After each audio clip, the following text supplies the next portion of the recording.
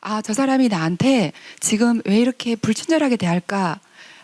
내가 뭐 잘못했나? 이렇게 생각하기보다는 저 집사님이 뭔가 힘든 일이 있구나.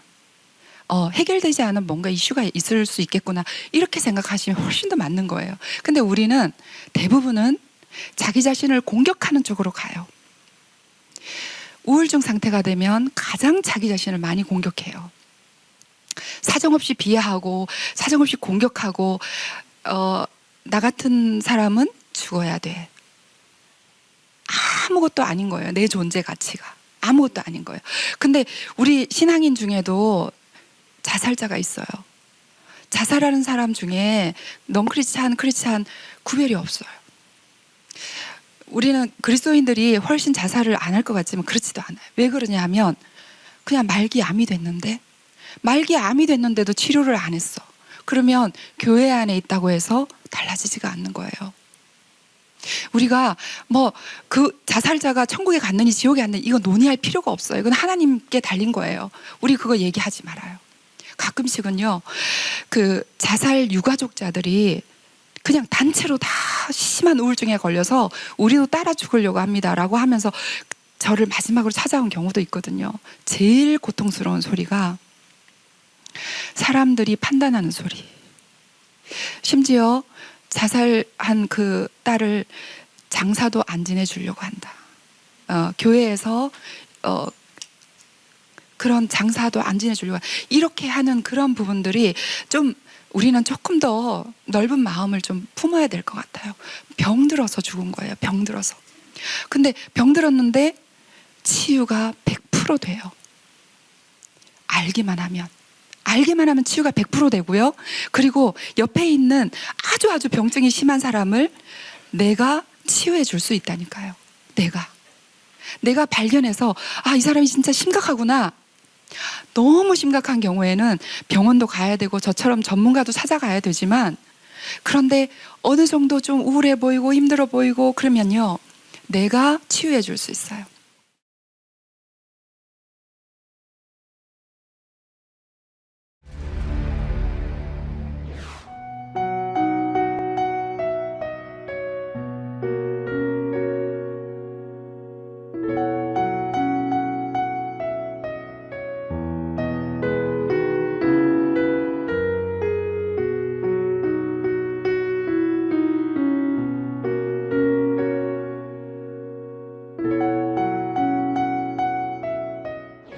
자, 저는 제가 어머니라고 말씀을 드렸는데 저의 어머니가 있으시잖아요. 그죠?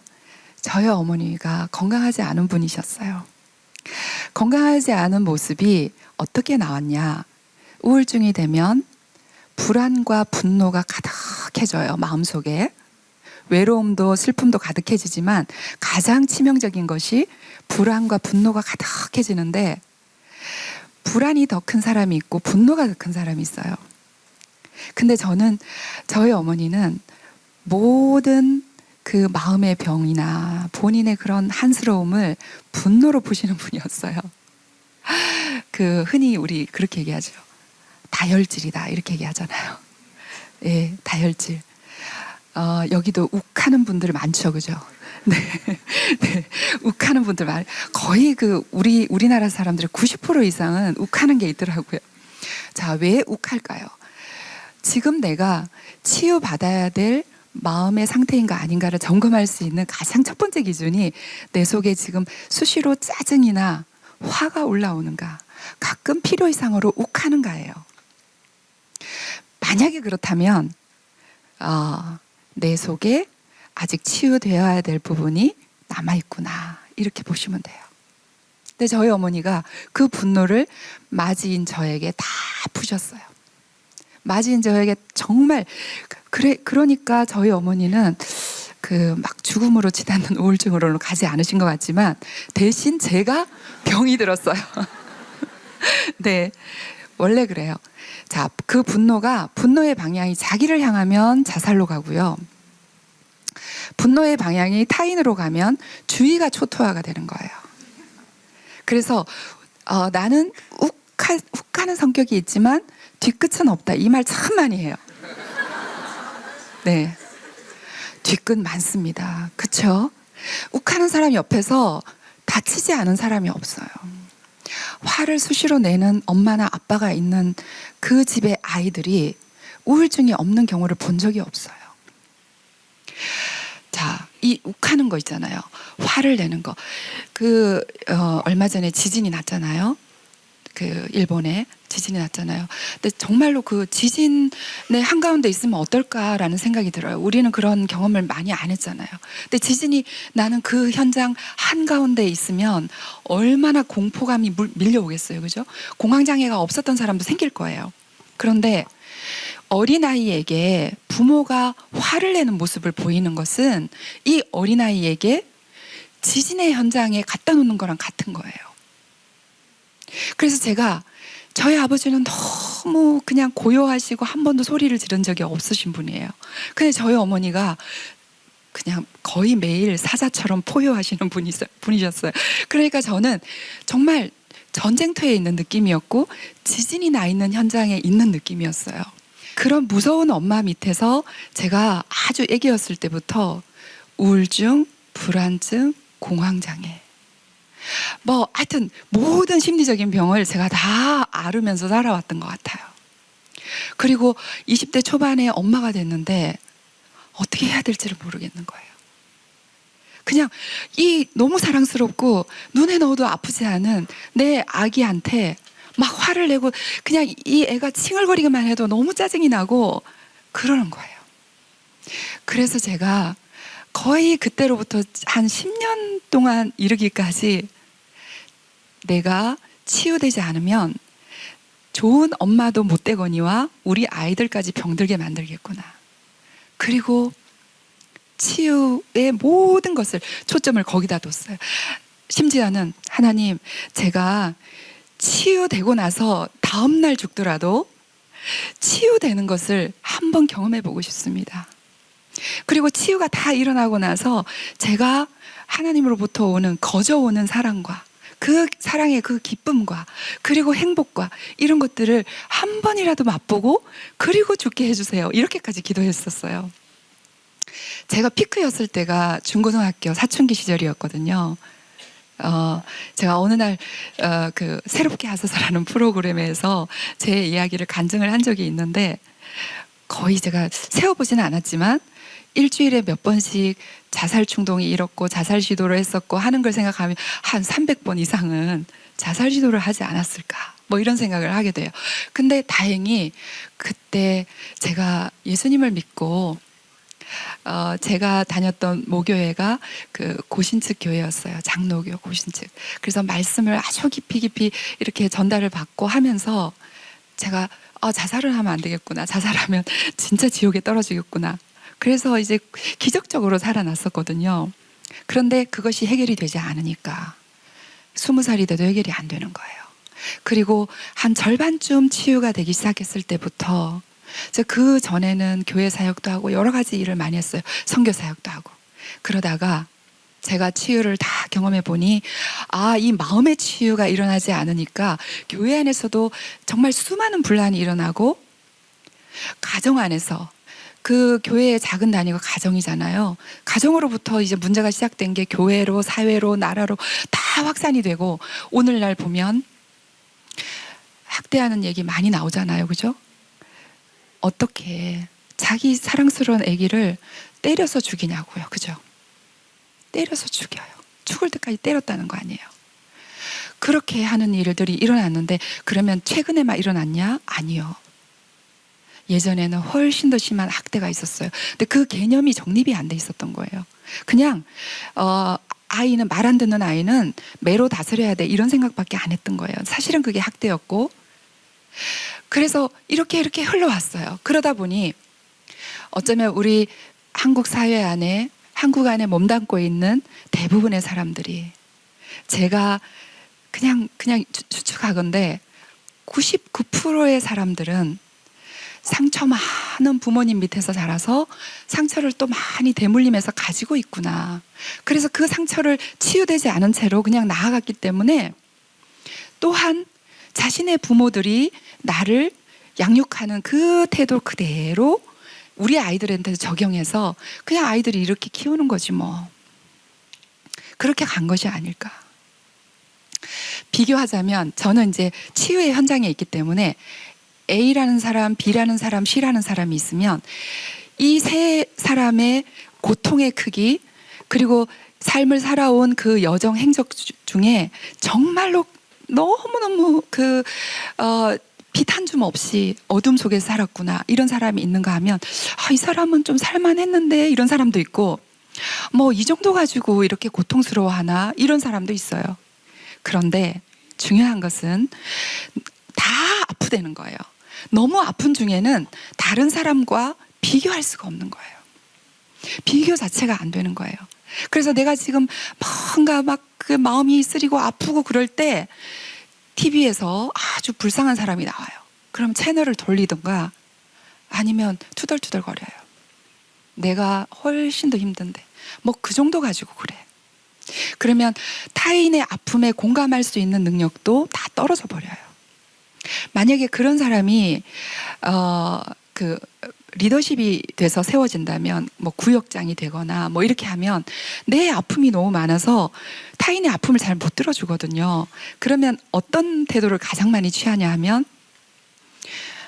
나는 더 힘든 시간을 살아왔어. 그 정도는 별거 아니야. 이렇게 잘못된 조언을 하기가 쉬워요. 자, 그러면 안 되잖아요. 그죠? 그런데 예수 그리스도를 믿고 보혈의 십자가를 능력으로 체험한 우리 모두는 이것을 깨닫기만 한다면 예수 그리스도의 치유의 능력이 우리 속에 부어져서, 그래서 나 역시 치유자가 될 수 있다는 것을 성경이 명백하게 얘기해 주고 있거든요. 자, 그거 믿으십니까? 네.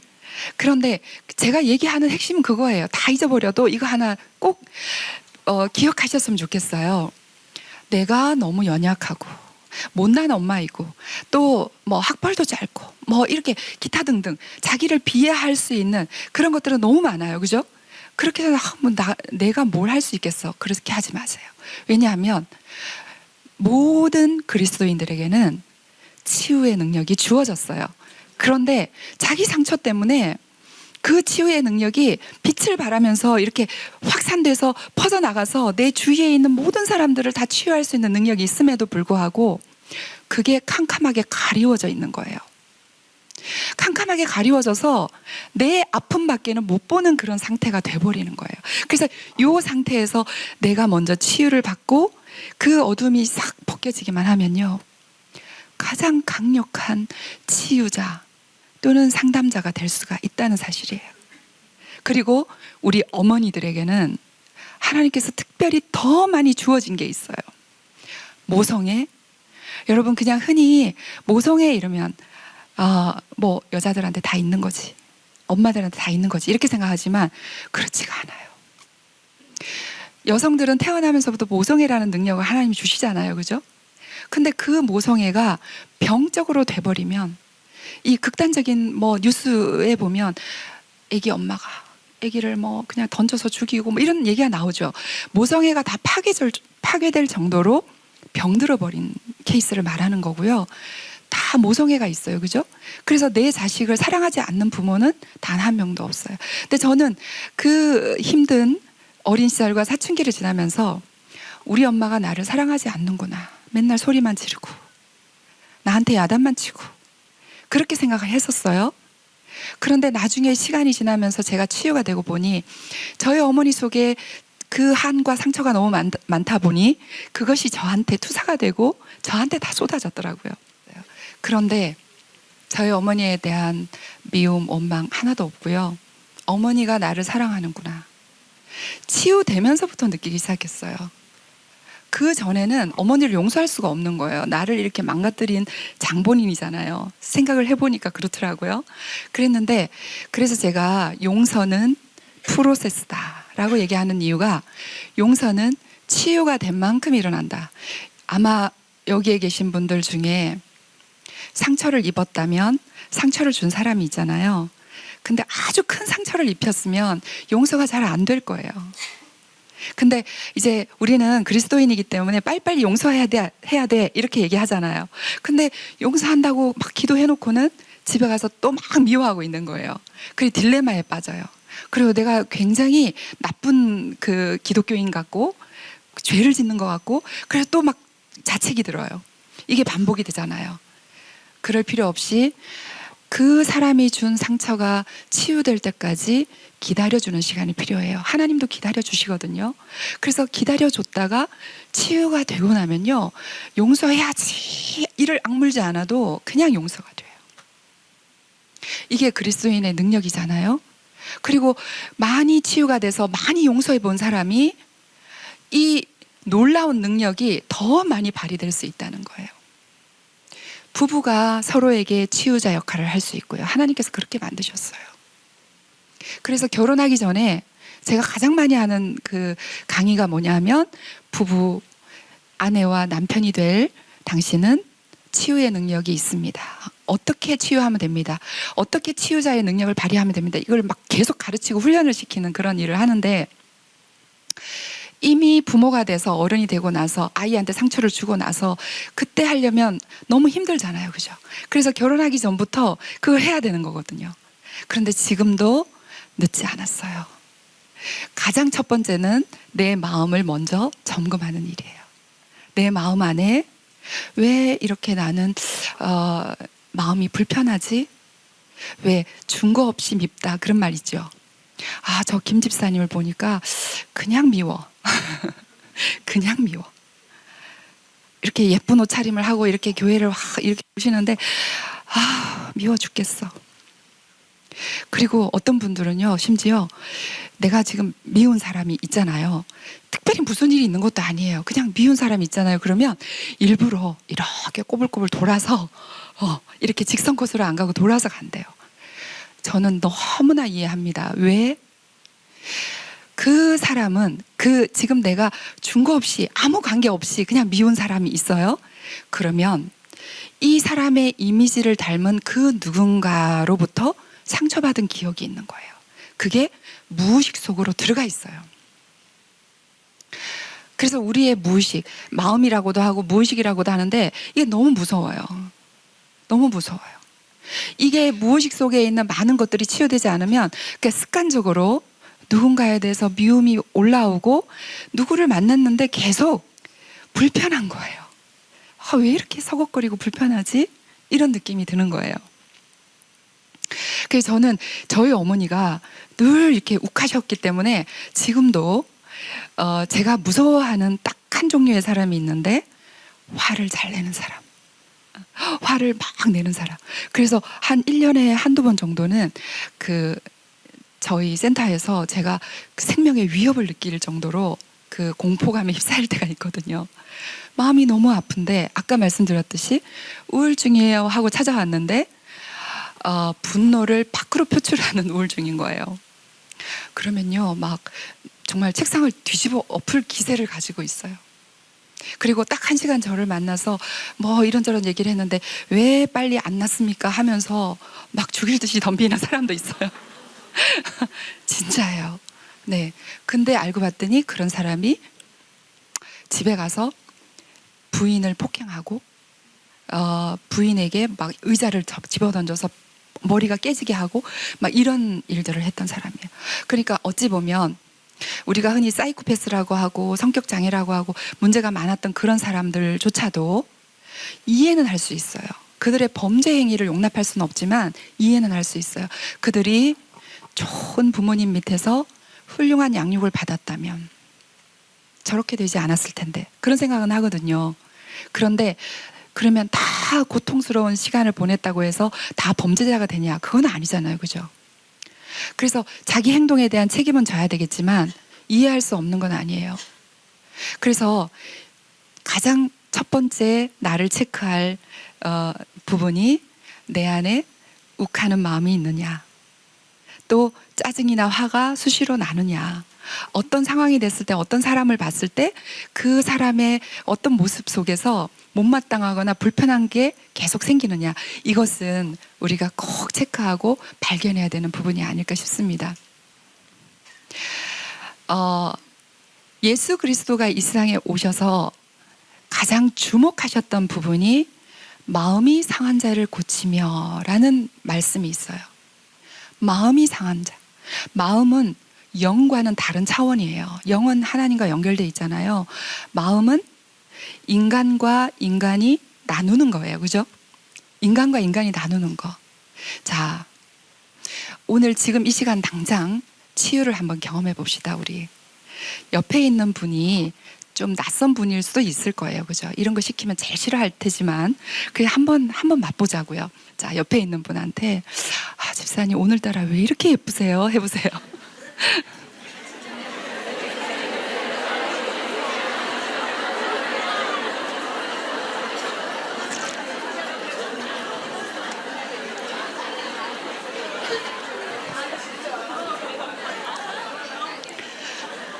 네, 이것만 계속 했으면 좋겠죠. 네. 또 한마디만 더 치유적인 메시지를 줄까요, 우리? 집사님, 오늘따라 너무 사랑스러우세요. 해보세요.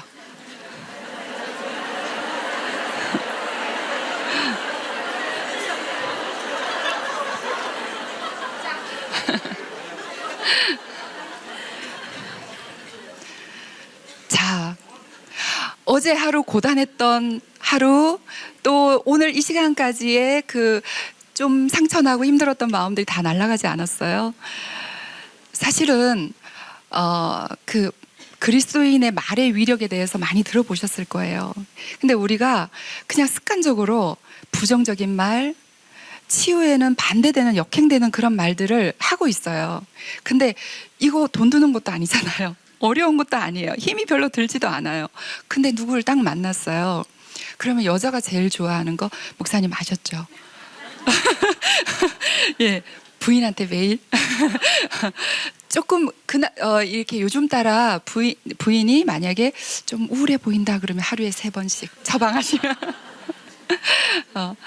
여보 정말 사랑해, 너무 당신 오늘 예뻐, 이런 말 있잖아요. 아무리 들어도 실증이 나지 않는 말, 그게 굉장히 치유적인 말이에요. 그리고 거기에 여러 가지 그 사람을, 내가 A라는 사람을 알면 알수록 더 많은 것들을 알게 되잖아요. 이 사람이 뭘 원하는지, 무슨 말을 듣고 싶어 하는지, 무슨 말을 들어주기를 원하는지, 이것을 더 많이 알게 되니까, 그러면 자연적으로 교회 안에서 치유의 분위기가 확 이렇게 확산이 되면서요, 만약에 치유받은 사람이 절반이 있고 치유가 덜 된 사람이 절반이 있다면 순식간에 해결될 수 있습니다. 그런데 치유가 이미 된 사람들은 아직 용기를 못 내고 있고, 치유가 아직 필요한 분들은 다가가지를 못해요. 너무 무서워서. 왜? 또 상처받으면 안 되니까. 상처받지 않으려고 그냥 자기도 모르게 방어를 해요. 마음을 닫아요. 그리고 아마 우리 교회가 굉장히 크다고 제가 알고 있는데, 구역에도 들어오지 않거나 교회 소그룹에 소속이 안 되는 분들도 많이 있을 거예요. 그런 분들이 대부분은 상처받는 게 무서워서 못 들어오는 거예요. 그래서 우리가 항상 생각해야 되는 게 뭐냐면, 소자를 실족해 하지 마라, 이 말씀을 하셨잖아요. 근데 소자가 누구냐? 상처를 많이 받아온 사람, 그리고 상처에 취약한 사람. 누가 취약할까요? 상처를 많이 받았는데 해결을 많이 못한 사람들이 취약한 사람들이에요. 이미 오래전에 사람들이 나를 무시하고, 예를 들어 학교에서 왕따를 당한 경험이 있고, 그런데 그렇게 자라온 사람들은 상처에 취약해요. 그래서 누가 조금만 나에게 무시하는 태도만 보여도 실은 그게 오해일 수 있거든요. A라는 집사님이 무시하는 게 아니에요. 그런데 나는 이상하게도 오늘 무시당하는 느낌을 계속 받는 거예요. 말도 안 걸어주고, 눈도 한번 안 맞춰주고, 그러니까. 그런데 가만히 알고 봤더니 그 A라는 집사님이 그날따라 아침에 부부싸움을 하고 나온 거야. 그럼 기분이 안 좋잖아요. 그죠? 그러면, 저 사람이 나한테 지금 왜 이렇게 불친절하게 대할까? 내가 뭐 잘못했나? 이렇게 생각하기보다는 저 집사님이 뭔가 힘든 일이 있구나. 해결되지 않은 뭔가 이슈가 있을 수 있겠구나 이렇게 생각하시면 훨씬 더 맞는 거예요. 근데 우리는 대부분은 자기 자신을 공격하는 쪽으로 가요. 우울증 상태가 되면 가장 자기 자신을 많이 공격해요. 사정없이 비하하고 사정없이 공격하고 나 같은 사람은 죽어야 돼. 아무것도 아닌 거예요. 내 존재 가치가 아무것도 아닌 거예요. 근데 우리 신앙인 중에도 자살자가 있어요. 자살하는 사람 중에 넌 크리스찬 구별이 없어요. 우리는 그리스도인들이 훨씬 자살을 안 할 것 같지만 그렇지도 않아요. 왜 그러냐 하면 그냥 말기 암이 됐는데도 치료를 안 했어. 그러면 교회 안에 있다고 해서 달라지지가 않는 거예요. 우리가 그 자살자가 천국에 갔느니 지옥에 갔느니 이거 논의할 필요가 없어요. 이건 하나님께 달린 거예요. 우리 그거 얘기하지 말아요. 가끔씩은요, 그 자살 유가족자들이 그냥 단체로 다 심한 우울증에 걸려서 우리도 따라 죽으려고 합니다라고 하면서 저를 마지막으로 찾아온 경우도 있거든요. 제일 고통스러운 소리가 사람들이 판단하는 소리. 심지어 자살한 그 딸을 장사도 안 지내주려고 한다. 교회에서 그런 장사도 안 지내주려고 한다. 이렇게 하는 그런 부분들이 좀 우리는 조금 더 넓은 마음을 좀 품어야 될 것 같아요. 병들어서 죽은 거예요. 병들어서. 근데 병들었는데 치유가 100% 돼요. 알기만 하면 치유가 100% 되고요. 그리고 옆에 있는 아주 병증이 심한 사람을 내가 치유해 줄 수 있다니까요. 내가 발견해서 이 사람이 진짜 심각하구나. 너무 심각한 경우에는 병원도 가야 되고 저처럼 전문가도 찾아가야 되지만, 그런데 어느 정도 좀 우울해 보이고 힘들어 보이고 그러면요, 내가 치유해 줄 수 있어요. 자, 해마다 수백 명의 아이들이 자살하는데요. 청소년 아이들이. 저는 941생으로 살아났지만 죽어가는 아이들이 너무 많은데 누가 이렇게 만들고 있을까요? 그래서 아이들이 죽어가는 이유가 엄마나 아빠에게 있는데, 이것을 외면하지 말고 너무 죄책감만 가득해서 어떻게 해야 될지 모른 채로 그냥 방치하지 말고 적극적으로 치유적인 개입을 해줘야 된다라고 생각을 하고요. 그런데 우울한 상태가 되면, 마음이 상하고 뭔가 그렇게 되면 게임 중독자가 되거나 공부에 집중을 못하게 돼요. 공부에 집중을 못하는 거예요. 그리고 굉장히 산만해지고요. 그래서 ADHD가 굉장히 많아지잖아요. 근데 ADHD가 그 밑에 기저에는 다 우울증이 있는 거예요. 게임 중독 다 우울증이 있는 거예요. 그래서 그거 치료해줘야 게임 중독이 멈춰져요. 게임만 보시면 안 되고요. 그래서 우리 애가 공부도 안 하고 이게 문제구나 이렇게 생각하면 안 된다는 거예요. 그래서 성경에는 많은 그 구절들 중에 부모에게 말씀하는 구절들이 많이 있어요. 여기 보면 아비들아 나오는데 이거는 대표격이잖아요. 부모들아 라고 하는 거예요. 부모들아, 엄마 아빠들아 이렇게 얘기하는 거예요. 자, 자녀를 노엽게 하지 마라. 아까 말씀드렸던 것처럼 상처를 받으면 뭐가 생긴다고요? 불안과 분노가 생기죠. 자, 그럼 노엽게 하지 말라는 뜻은 뭐냐 하면 상처 주지 마라. 부모인 너희들은 자녀를 건강하고 행복하게 키워야 되는 사명이 있는 거고, 상처 주지 마라. 상처를 주면 아이들이 올바로 건강하게 자랄 수가 없다. 이렇게 얘기를 하고 계시는 거예요. 부모는 자녀에게 아주 건강한 모델링이 돼야 되는데 내가 욱하는 게 자꾸 있다, 좀 다혈질이다, 그러면 아이들은요 저절로 불안과 분노가 자꾸 생겨서 공부를 점점 못하게 되는데, 너는 누굴 닮아서 그래? 그게 아니라 지금 나 때문에 이 아이가 집중을 못하고 공부를 못하는구나. 여러분들, 방임을 하는 것만큼이나 나쁜 것이 과잉보호예요. 아이를 손에서 못 놓는 거예요. 너무 심각하게 아이한테 집착하는 형태가 되는데, 특히 부부 사이가 안 좋은 여성일수록 아이에게 집착을 하게 돼 있어요. 그러면 이거를 전문적인 용어로는 대리 남편을 삼는다 이렇게 얘기해요. 이 아이가 여자아이든 남자아이든 상관없어요. 대리 남편이 돼서 이 아이는 엄마의 모든 욕구에 맞춰야 되고, 그리고 이 아이를 남편처럼 의지하면서 살게 되니까 나중에 이렇게 자라게 되면, 그래서 결혼을 했어요. 그러면 이 아이가 결혼을 했는데 떠나 보낼 수 있나요? 부모의 역할이 잘 양육해서 떠나 보내는 거잖아요. 떠나 보내면 안 되는 거예요. 성경에서 말하는. 집착해요.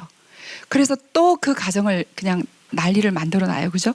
그렇게 될 가능성이 굉장히 많아요. 그래서 훈계, 훈육 이런 부분들도 굉장히 잘해야 되는 이유가, 이 훈육이 잘못된 방향으로 나아가면 훈육을 한다는 명목으로 체벌을 심하게 하는 경우가 많고, 또 욱하는 것과 같이 더불어서 부모가 아이가 뭘 이렇게 잘못했는데 그것을 좀 기다려주고 용납해주고 실수해도 괜찮아 이렇게 말해주는 게 아니라 계속해서 막 이렇게 다그치면서 속에서 그냥 그 천불이 난다 그러잖아요. 막 짜증이 올라오면서 기다려줄 수가 없는 거예요. 그래서 계속 화를 내고 매를 대게 되는데, 부모가 분노를 머금고 만약에 체벌을 하잖아요. 근데 그 아이에게 독이 돼요. 독이.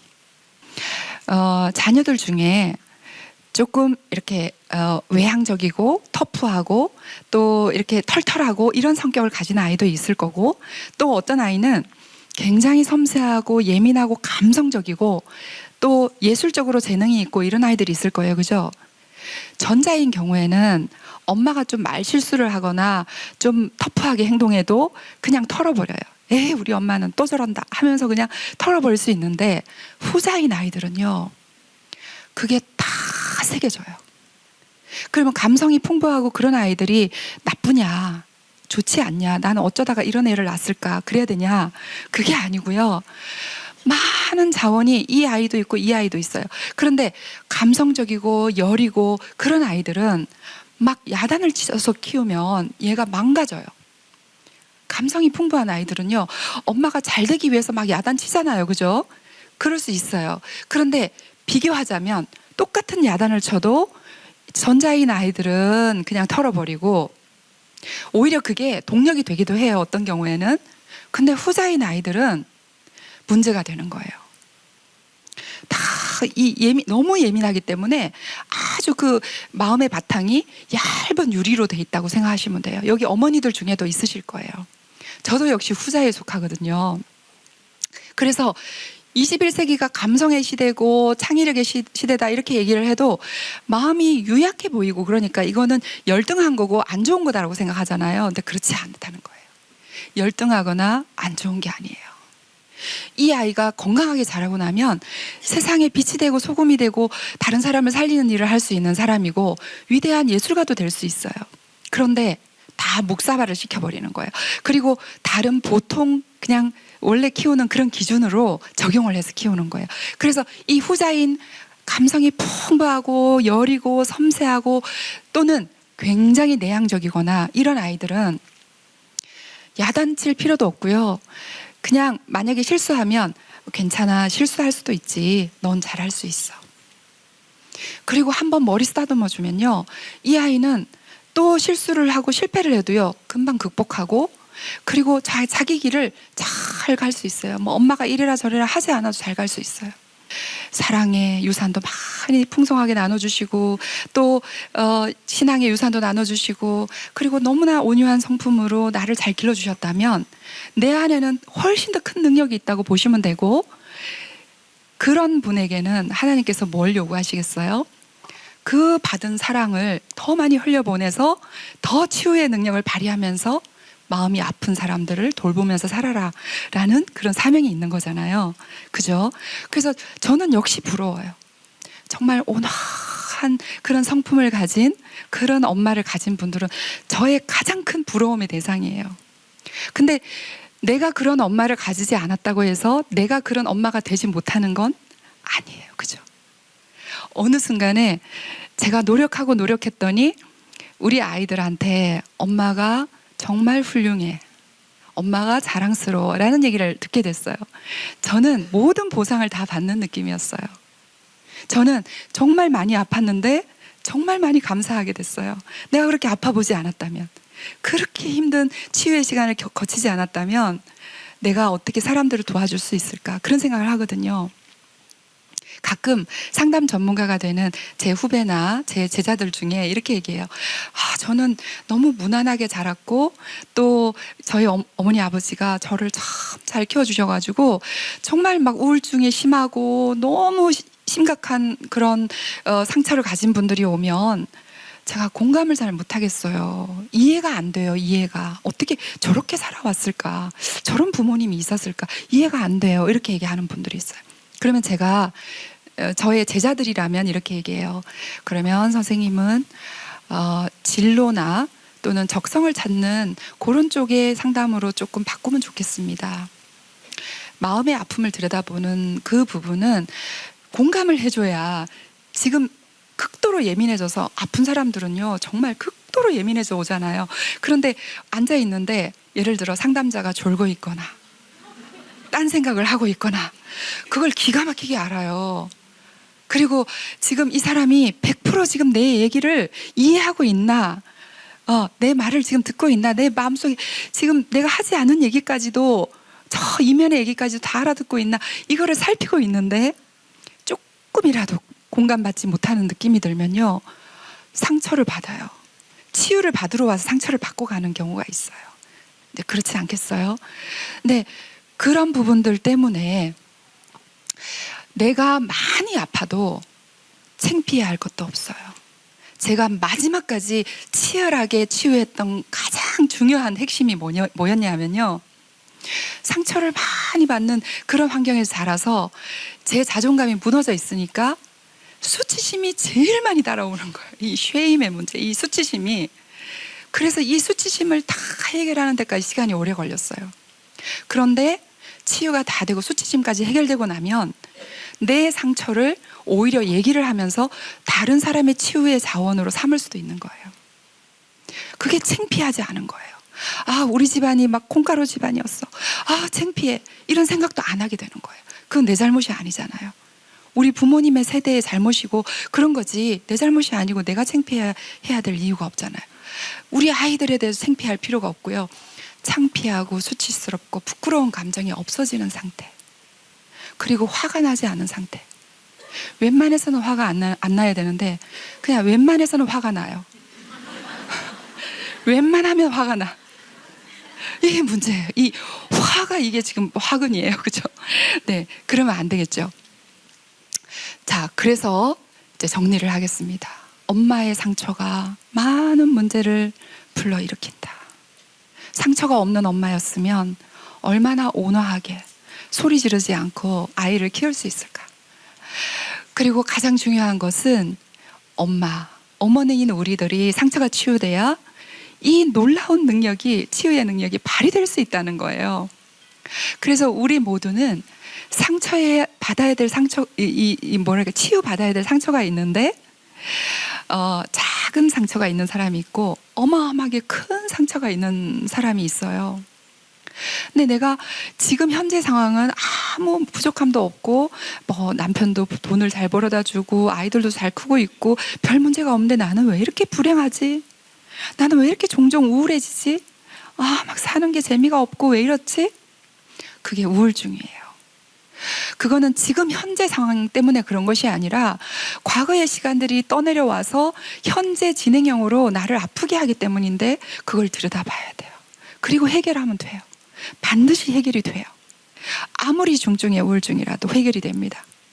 33년 동안 우울증 약을 먹었다는 어떤 장로님이 찾아오신 적이 있어요. 그분이 저는 33년 동안 심리치료를 모르고 살았고 그냥 병원에서 약만 주니까 약만 먹었어요. 그래서 정말 시급할 때 약을 먹어야 돼요. 그죠? 근데 약을 계속 먹다 보니까 약이 막 이제는 약을 한 주먹씩 먹어야 되는 거예요. 그리고 부작용도 어마어마한 거예요. 근데 그분도 낫더라고요. 그러니까 내가 치유가 필요해. 그리고 지금부터 치유 시작이야. 하나님 도와주세요. 하는 순간부터 치유는 일어나요.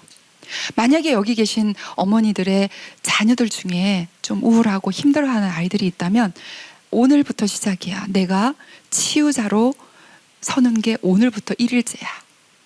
그리고 나는 이 치유의 능력이 있다는 걸 내가 믿으니까 내 아이에게 치유자로서 역할을 할 거야. 이렇게 생각하시면 그때부터 이제 치유가 확실히 일어나는 거예요. 그래서 하나님이 우리에게 주신 치유의 능력을 발휘할 때가 된 거예요. 치유의 능력을 발휘할 때가 됐어요. 어느 시대보다도 지금 필요할 때가 된 거예요. 여러분 아시죠? 그래서 모성애 중에 여자들이 가장 잘할 수 있는 게 뭐예요? 여자들은 이렇게 수다를 떨면서도 치유가 되잖아요. 막 수다 이렇게 떨면서도 그게 뭐냐면 수다를 떠는데 몇 시간을 수다를 떨 수 있다는 거는 서로 들어줄 수 있다는 거예요. 그래서 공감을 한다는 거예요. 아 그래 우리 남편이 이랬어. 아 정말 짜증나 막 이렇게 하면 그래 너 진짜 힘들겠다 막 하면서 들어주잖아요. 그죠? 그게 치유적인 대화의 방향이에요. 그리고 이렇게 근데 남자들과 여자들의 뇌의 구조가 다르잖아요. 집에 가면 남편 한 분씩 다 이제 계시죠. 그런데 그 남편이 만약에 안 좋은 일이 있었는데 여보 나 이렇게 해서 안 좋아 정말 이웃집 여자 정말 이상한 여자야 그랬는데 그러면 어떻게 해주면 딱 치유가 될까요? 금방 치유가 될까요? 내 편이 돼주면. 목사님은 그렇게 하시죠? 그렇게 하실 것 같아요. 내 편이 아우 그래 그 여자 왜 그래 당신 좀 힘들었겠다 기분 나빴겠다 그렇게만 해주면 되거든요. 근데 어떻게 해요? 남자들은 머리가 막 이렇게 돌아가면서 이게 우리 마누라가 잘못했나 지금 이웃집 여자가 잘못했나 그걸 분석하고 있다가 당신이 뭘 잘못해서 그랬겠지 뭐 그 여자가 그냥 그랬겠어. 한 번도 내 편이 돼주지 않으니 그 어머니이고 여성인 우리가 병들 수밖에 없잖아요. 그죠? 그 남자들도 이렇게 좀 모아놔야 되겠죠. 네. 그래서 경청, 공감. 경청해주고 공감해주고 아이들한테도 그렇게 하고 교회 와서도 그렇게 하고 친구들 사이에서 그렇게 하고 부부 사이에도 그렇게 하고 그러면 지금 잘잘못을 따지는 자리가 아니라 그냥 들어주고 그냥 경청해주는 거 이게 가장 중요하고요. 입에 담기가 어려워요. 그죠? 그런데 이런 말들 나도 모르게 하게 되거나 또는 듣고 살았어요. 우리가 나도 모르게 듣고 사는 거예요. 그래서 이게 다 우리를 노엽게 만들고 욱하는 성격으로 만들었어요. 그냥 이런 말들이 너무 이 사회를 떠돌아다녀요. 너무 많아요. 이게 뭐 상처가 될까 이러십지만요. 모든 사람은 이렇게 하면 상처를 받게 되어 있습니다. 상처에 반응하는 것이 다를 뿐이에요. 성향에 따라서 다를 뿐이에요. 자, 그래서 그렇게 하면 안 되잖아요. 자, 내 안에 어머니인 나의 분노의 감정, 해결되지 않은 상처로부터 온 분노의 감정을 해결해야 된다. 반드시 해결해야 된다. 그래서 계속해서 엄마 아빠의 상처가 자녀에게 대물림 되지 않도록 나를 지금 들여다봐야 돼요. 사실은 그 상담학 과목을 공부를 이렇게 석사 박사를 이렇게 쭉 하다 보니 가장 많이 하게 되는 게 뭐냐면 여러 가지 상담학적인 이론에 비추어서 나를 보는 거더라고요. 나를 이렇게도 보고 저렇게도 보고 모든 이론에 근거해서 나를 분석하고 나를 들여다보는 거예요. 그러니까 그래야 하면 되는 거잖아요. 그죠? 거기서부터 시작이니까 내가 나를 모르는데 난들 너를 알겠느냐? 내가 어떻게 나를 내 속에 있는 것도 잘 모르는데 다른 사람을 이해할 수가 없잖아요. 내가 나를 격려해주고 내가 나를 용서해줘야 되는 것도 있고 내가 나를 사랑해줘야 되는 것도 있고 내가 나를 계속 거부하고 밀어내면서 나는 왜 이렇게 생겼어? 나는 왜 이런 집안에서 태어났어? 나는 왜 이런 남편이 있는 거야? 나는 왜 내 자식들은 저래? 끊임없이 이렇게 되면 그냥 산산조각으로 공중에 이렇게 분해가 되는 느낌이 들 거예요. 자, 네, 그래서 적극적으로 치유를 받아야 된다. 아주 적극적으로 치유를 받아야 된다. 치유가 내가 치유가 필요합니다라고 주님 앞에 고백하는 순간부터 치유는 일어난다. 그래서 나는 치유받을 게 하나도 없어. 그런 사람이 저는 세상에서 제일 교만한 사람이라고 생각해요. 오늘 하루를 살면 오늘 하루치의 상처가 쌓이는 게 인간이거든요. 근데 오늘 하루를 잠들기 전에 하나님 앞에 펼쳐놓고 해결하지 않으면 오늘 게 내일까지 가잖아요. 그렇게 한 달을 묵히고 1년을 묵히고 그래서 문제가 되는 거예요. 그렇게 나이가 들면 온화함 그런 거 없어지고요. 자꾸 욱하게 된다니까요. 그러면 안 되잖아요. 그죠? 하나님께서 우리에게 어머니로서의 그런 소명을 주셨어요. 가장 좋은 것이 온유함을 가진 어머니. 온유함을 가진 자녀가 실수하고 성적이 떨어질 수도 있고 뭐 학교에서 사고를 칠 수도 있고, 그런데 오죽한 어머니로 이 자녀를 늘 경청하고 공감해주면 이 아이들은요 다른 길로 가지 않아요. 그리고 어느 순간에는 이렇게 훌륭한 엄마가 없구나라고 생각하게 돼 있어요. 공부해. 너는 공부만 해야 돼. 너 공부 안 하고 뭐해? 지금 막 공부 이건 정말 질려 있잖아요. 그죠? 공부하라는 소리가 필요 없을 정도로 아이가 자기 길을 잘 가면 가장 좋은 거잖아요. 그렇게 할 필요가 없어요. 사실은 내가 상처를 치유받고 온유한 어머니가 되기만 하면 저기서부터 저 끝까지 모든 어머니들이 정말 너무나 소중하고 귀한 분들이라고 생각합니다. 왜냐하면 나 한 사람, 어머니인 나 한 사람으로부터 지금 파생되고 내 주위에 있는 많은 가족들이 얼마나 많습니까? 그렇죠? 친척을 비롯해서 내 자녀뿐만 아니라 많이 있어요. 그 모든 사람들에게 내가 치유자로서의 영향을 끼친다면 아프고 힘들고 분노하고 분노 조절 장애가 있고 이상의 범죄가 있고 이런 것들도 막을 수 있지 않을까라는 생각이 들고요. 아마 저는 죽을 때까지 이런 강의를 하고 다닐 것 같은데 여러분도 여러분의 자리에서 치유의 능력을 발휘하셨으면 좋겠어요.